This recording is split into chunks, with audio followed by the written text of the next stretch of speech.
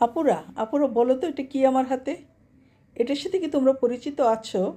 এটা কি তোমরা খেতে পছন্দ করো? বলতে পারবে এটার নাম কি? জানি বলতে পারবে না, কিন্তু এটা আমার ভীষণ পছন্দ। আমি অনেক পছন্দ করি এটা। আমার হাতে যে দেখিয়েছি এটা হচ্ছে কচু। আর এটাই কচু, এটাকে মানকচু বলে, আবার অনেকে ভাষায় অনেক জায়গায় ফ্যান কচুও বলে। এটার ডোকাগুলো হয় বিশাল মোটা মোটা, পাতাগুলো হয় অনেক বড় বড়। আর এটা গোড়ালি থাকে মাটির নিচে, কিন্তু এই কচুটার পুরোটাই থাকে মাটির উপরে। তো এই কচুটাকে আজকে আমি নিয়েছি আর ডুগাটাকেও নিয়েছি, দুটোকেই আমি একসাথে রান্না করব। আর এটা তো আমার ভীষণ পছন্দ, তাই আমি এভাবে কেটে নিচ্ছি। আমি প্রথম ডুগাটাকে সুন্দর করে কেটে নিয়েছি, কেটে রেখে পরে মোতাটাকে কেটেছি।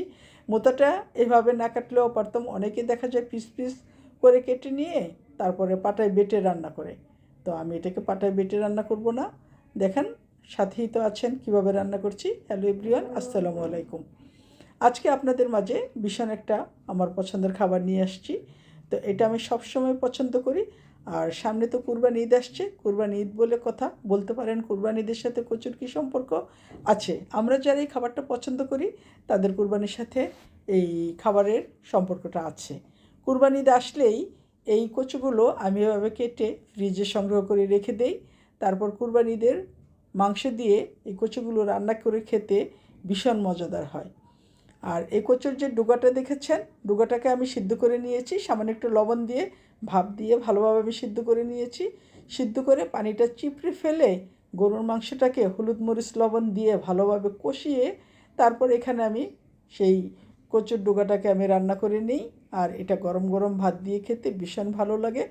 আর এইটা রান্না করতে গেলে এখানে একটু তেল চর্বিওয়ালা মাংস যেটা আছে, একটু হাড় আছে, চর্বি আছে, সেই মাংসটা দিয়ে এই কচুর ডুগাটা রান্না করতে পারলে ভীষণ ভালো লাগে।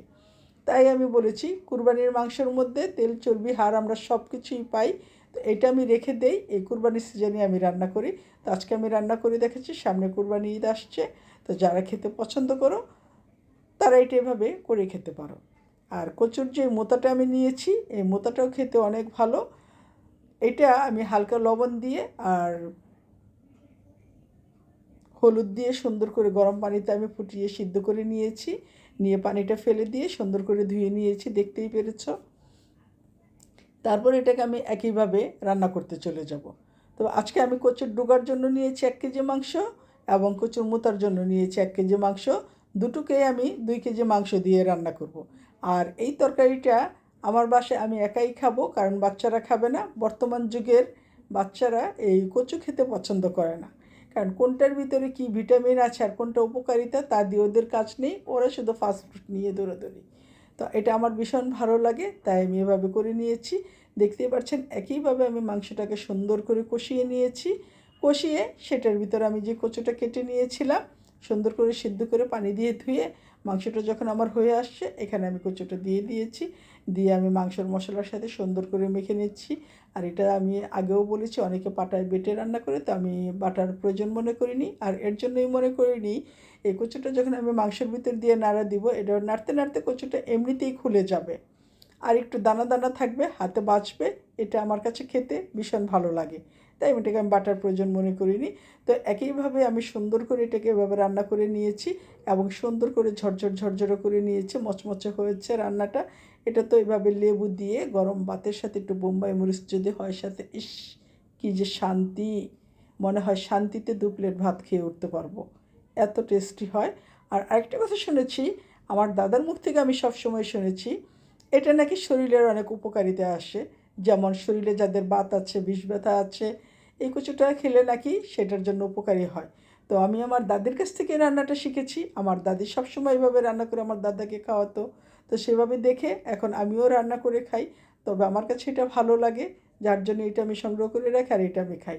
তো আপনারা কোথা থেকে আমার ভিডিওটা দেখছেন আমাকে কমেন্টস করে জানাবেন, লাইক দিয়ে সাথেই থাকবেন। আপনারা আমার ইউটিউব চ্যানেলটি সাবস্ক্রাইব করে নেবেন। আমার ইউটিউব চ্যানেল হচ্ছে কাজিজ ব্লগ।